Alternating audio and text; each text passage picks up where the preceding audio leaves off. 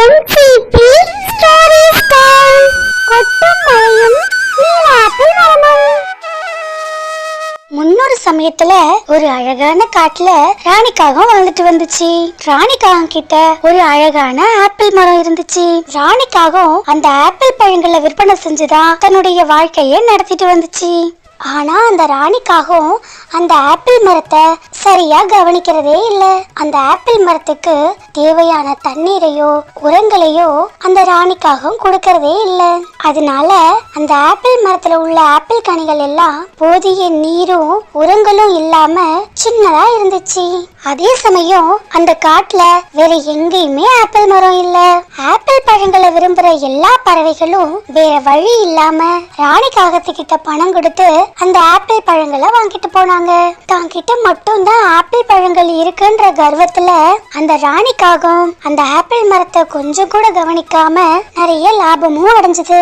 வழக்கம் போல ராணிக்காகம் தன்னுடைய மரத்துல இருந்து ஆப்பிள் பழங்களை தன்னுடைய வண்டி நிறைய எடுத்துக்கிட்டு போய் விற்பனை செஞ்சது. அன்னைக்கு வழக்கத்துக்கு மாறா ராணிக்காகம் எடுத்துட்டு போன எல்லா பழங்களுமே விற்பனை ஆயிடுச்சு. ராணிக்காகம் கை நிறைய பணத்தோட ரொம்ப சந்தோஷமா வீடு திரும்பிச்சு. மறுபுறத்துல அதே காட்டுல சுஜின்னு ஒரு பறவை வாழ்ந்துட்டு வந்தது. சுஜி கிட்டையோ ஒரு அழகான ஆப்பிள் மரம் இருந்தது. சுஜி அந்த மரத்தை ரொம்ப நல்லா பராமரிச்சது. அந்த மரத்துக்கு தேவையான தண்ணீரையும் கொடுத்து இயற்கை உரங்களையும் கொடுத்து ரொம்ப நல்லா பராமரிச்சது. ஆனாலும் அந்த மரத்துல ஆப்பிள் பழங்கள் காய்க்கவே இல்லை. ஆனாலும் சுஜி சோர்வடையாம தொடர்ந்து அந்த மரத்தை நல்லபடியா பராமரிச்சது. இப்படி பல நாட்கள் கடந்து போனுச்சு. மறுபுறத்துல ராணிக்காகமோ தன்னுடைய ஆப்பிள் பழங்களை வித்து அதன் மூலம் நிறைய பணமும் சம்பாரிச்சது. இப்படியே சில நாட்கள் கடந்து போனுச்சு. ஒரு நாள் காலையில சுஜி தன்னுடைய மரத்துல பெரிய பெரிய ஆப்பிள் பழங்கள் காய்ச்சிருக்கிறத பார்த்துச்சு. கடவுளே, என்னோட கண்ணை என்னாலேயே நம்ப முடியலையே. என்னுடைய ஆப்பிள் மரத்துல இவ்வளவு பெரிய ஆப்பிள் கனிகள் காய்ச்சிருக்கு. என்னால இதை நம்பவே முடியல. இத்தனை நாட்களா நான் கஷ்டப்பட்டு இந்த ஆப்பிள் மரத்துக்கு தண்ணீர் ஊத்துனதும் இயற்கை உரங்கள் கொடுத்ததும் வீண் போகல.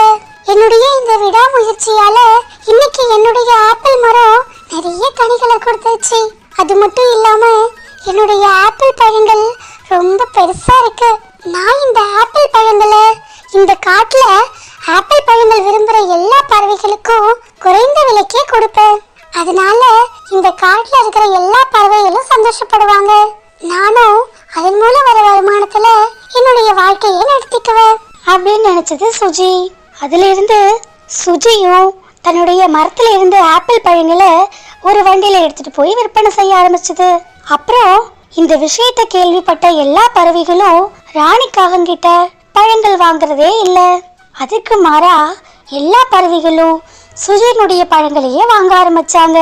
சுஜி அந்த பழங்களை குறைந்த விலைக்கு கொடுத்ததால எல்லா பறவைகளும் ரொம்ப சந்தோஷப்பட்டாங்க. அது மட்டும் இல்லாம சுஜியினுடைய ஆப்பிள் பழங்கள் ரொம்பவே பெருசா இருந்துச்சு. இதனால ராணிக்காகத்தினுடைய வியாபாரம் முழுசா பாதிப்படைஞ்சது. வழக்கம் போல ஒரு நாள் சுஜி தன்னுடைய பழங்களை எடுத்துக்கிட்டு விற்பனைக்கு போனுச்சு. மறுபுறத்துல ராணிக்காகமும் தன்னுடைய பழங்களை எடுத்துக்கிட்டு விற்பனைக்கு போனுச்சு. சுஜி விற்பனைக்கு போன கொஞ்ச நேரத்திலேயே சுஜியினுடைய எல்லா ஆப்பிள் பழங்களும் காலியாயிடுச்சு.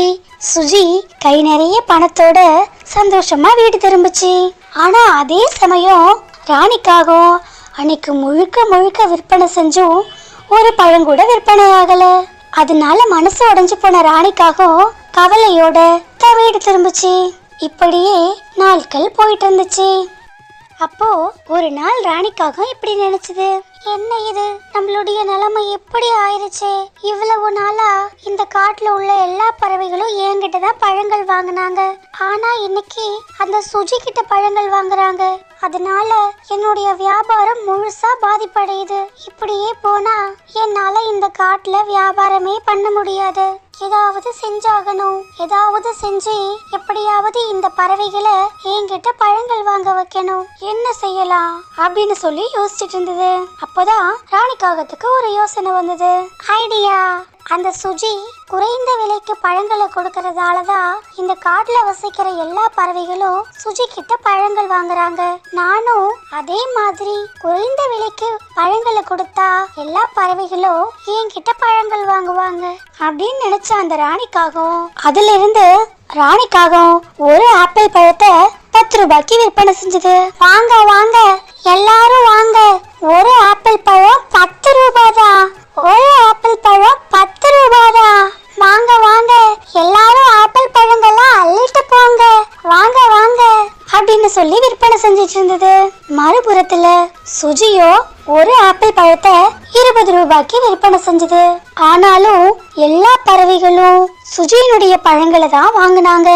என்னதான் அந்த ராணிக்காகவும் ஒரு ஆப்பிள் பழத்தை 10 ரூபாய்க்கு கொடுத்தாலும் சுஜியினுடைய ஆப்பிள் பழம் மாதிரி வருமா? சுஜியினுடைய ஆப்பிள் பழங்கள் எவ்வளவு பெருசா இருக்கு, ஆனா அந்த ராணிக்காகத்தினுடைய பழங்கள் ரொம்ப சின்னது, அதனால நான் சுஜி கிட்ட தான் பழங்கள் வாங்குவேன் அப்படின்னு சொன்ன எல்லா பறவைகளும் சுஜி கிட்டயே பழங்கள் வாங்கினாங்க. சுஜி அன்னைக்கும் எல்லா பழங்களையும் விற்பனை செஞ்சுட்டு கை நிறைய பணத்தோட சந்தோஷமா வீடு திரும்பிச்சு.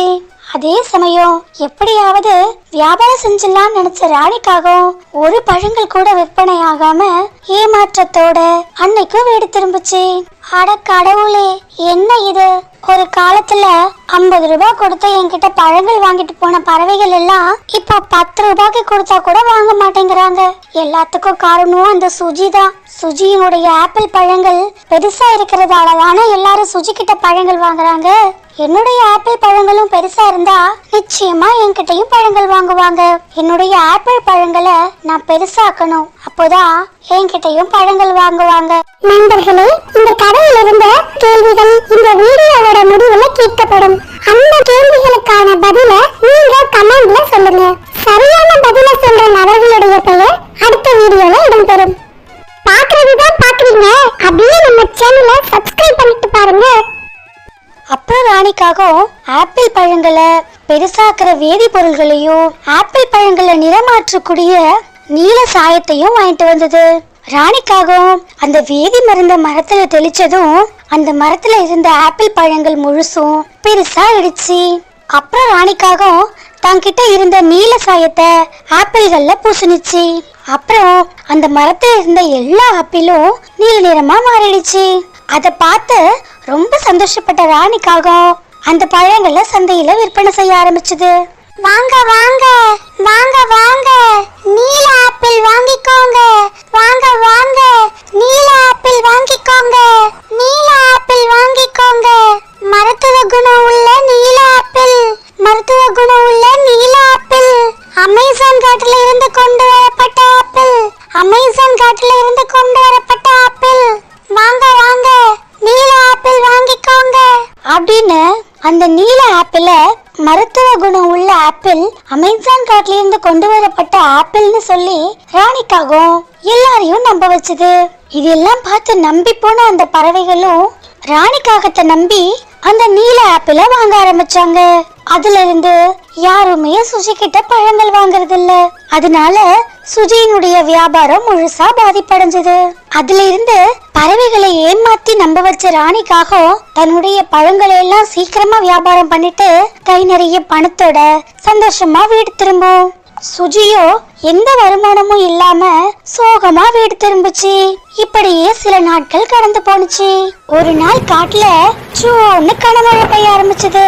அப்படி சோன்னு கனமழை பெஞ்சதால ராணிக்காகத்தினுடைய ஆப்பிள் மரத்துல இருந்த ஆப்பிள்களோட நீல சாயங்கள் கரைஞ்சு போச்சு. அது மட்டும் இல்லாம அந்த ஆப்பிள் மரத்துல இருந்த ரசாயன உரங்களும் கரைஞ்சு போனதால அந்த ஆப்பிள் பழங்களுடைய அளவும் குறைஞ்சி சின்னதா ஆயிடுச்சு. இத பார்த்து அதிர்ச்சி அடைஞ்ச ராணிக்காகவும் அட கொடுமையே, இப்படி ஆயிடுச்சு, இப்போதான் கொஞ்சம் நிம்மதியா இருந்தேன். ஏதோ இந்த ரசாயன உரத்தாலையும் நீல சாயத்தாலையும் கொஞ்சமாவது வருமானம் வந்துச்சு. ஆனா அதெல்லாம் இப்போ இந்த மழையால வீணா போயிடுச்சு. இப்போ நான் என்ன செய்வேன் அப்படின்னு சொல்லி வருத்தப்பட்ட ராணிக்காகவும் சரி பரவாயில்ல, இது போனா போகட்டும், மறுபடியும் நாம சந்தைக்கு போய் ஆப்பிள் பழங்களை பெருசாக்கக்கூடிய ரசாயன உரங்களையும் ஆப்பிள் பழங்களை நீல நிறமாக்கக்கூடிய நீல சாயத்தையும் வாங்கிட்டு வரலாம் அப்படின்னு நினைச்சது. ஆனா அந்த காட்டுல கனமழை பெஞ்சிட்டு இருந்ததால ராணிக்காகம் நினைச்ச மாதிரி எந்த ரசாயன உரங்களோ அல்லது நீல சாயமோ ராணிக்காகத்துக்கு கிடைக்கல. அட கடவுளே, இப்ப நான் என்ன பண்ணுவேன்? இந்த கனமழையால எனக்கு ரசாயன உரங்களும் கிடைக்கல, நீல சாயமும் கிடைக்கல. இனிமேல் இந்த காட்டுல உள்ள பறவைகளை நான் எப்படி ஏமாத்துறது? அவங்களுக்கு எல்லாம் உண்மை தெரிஞ்சதுன்னா என்கிட்ட பழங்கள் வாங்கவே மாட்டாங்க. திரும்ப அவங்களை என்னால நம்ப வைக்கவே முடியாது. இப்ப என்னால ஒண்ணுமே செய்ய முடியாது. நான் என்ன செய்வேன் அப்படின்னு சொல்லி ரொம்ப வருத்தப்பட்டுச்சு ராணிக்காகவும். காட்டுல ரொம்ப கனமழை இருந்ததால எந்த பறவைகளாலையும் வியாபாரத்துக்கு போக முடியல. அதனால அந்த காட்டுல இருந்த பறவைகள் எல்லாம் பழங்கள் வாங்க ராணிக்காகத்தினுடைய வீட்டை தேடி வந்தாங்க. அப்போ அங்க இருந்த ஆப்பிள் மரத்தை பார்த்தாங்க. அந்த ஆப்பிள் மரத்துக்கு கீழே நிறைய நீல சாயம் இருந்ததை கவனிச்சாங்க. அது மட்டும் இல்லாம அந்த ஆப்பிள் பழங்களுடைய அளவு குறைஞ்சி ஆப்பிள் பழங்கள் சின்னதா இருக்கிறத பார்த்தாங்க. அத பாத்தியாவே நீ? இத்தனை நாளா இந்த ராணிக்காகம் இந்த பழங்கள்ல நீல சாயத்தை கலந்து நம்மள ஏமாத்தி இருக்கு. அது மட்டும் இல்ல, இந்த மரத்துல உள்ள ஆப்பிள் பழங்கள் எல்லாம் ரொம்ப சின்னதா இருக்கு. அப்படின்னா இதுக்கும் இந்த ராணிக்காகம் ஏதோ ஒரு ஏமாத்து வேலையை செஞ்சிருக்கு. ஆனா அதெல்லாம் இப்ப பெஞ்ச இந்த மழையால வெளிச்சத்துக்கு வந்துருச்சு. வெளுத்தது ஆப்பிள் பழங்களுடைய சாயம் மட்டும் இல்ல, ராணிக்காகத்தினுடைய சாயம் வந்தா. இதுக்கு மேல நாம இந்த ராணிக்காகத்தை நம்பவே கூடாது. சுஜியினுடைய பழங்கள் தான் இயற்கையான பழங்கள், ரொம்பவும் ஆரோக்கியமானதும் கூட அப்படின்னு நினைச்ச பறவைகள் சுஜியினுடைய வீட்டுக்கு போய் சுஜி கிட்ட பழங்கள் வாங்கினாங்க. அதுல இருந்து அந்த காட்டுல இருந்த எல்லா பறவைகளும் சுஜி கிட்டயே பழங்கள் வாங்க ஆரம்பிச்சாங்க. சுஜியினுடைய வியாபாரமும் நல்லபடியா போனுச்சு. அதே சமயம் அடுத்தவங்களை ஏமாத்தணும்னு நினைச்ச ராணிக்காகத்தினுடைய வியாபாரம் முழுசா பாதிப்படைஞ்சது. அதனால ராணிக்காகவும் ரொம்பவே கஷ்டப்பட்டுச்சு.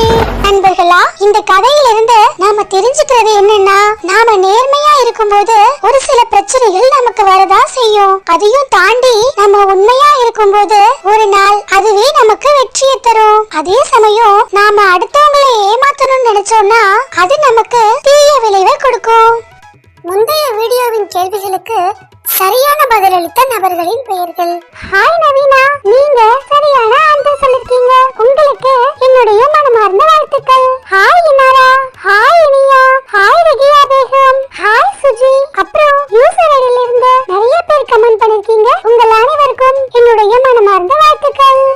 சரி நண்பர்களே, இது கேள்விக்கான நேரம். ராணிக்காகத்தினுடைய ரசாயனம் கலந்த ஆப்பிள் மரத்தில் எத்தனை நீல ஆப்பிள்கள் இருந்தது? இந்த கேள்விக்கு சரியான ஆன்சர் உங்களுக்கு தெரிஞ்சா கமெண்ட்ல சொல்லுங்க. உங்களுடைய பெயரும் நெக்ஸ்ட் வீடியோல வரும். இதுவரை நீங்கள் அனைவரும் அளித்து வரும் அன்பிற்கும் ஆதரவிற்கும் மிக்க நன்றி. இந்த வீடியோ உங்களுக்கு பிடிச்சிருந்ததுன்னா நம்ம சேனலை லைக் பண்ணுங்க, சப்ஸ்கிரைப் பண்ணுங்க, ஷேர் பண்ணுங்க, நம்ம சேனலுக்கு சப்போர்ட் பண்ணுங்க. Thanks for your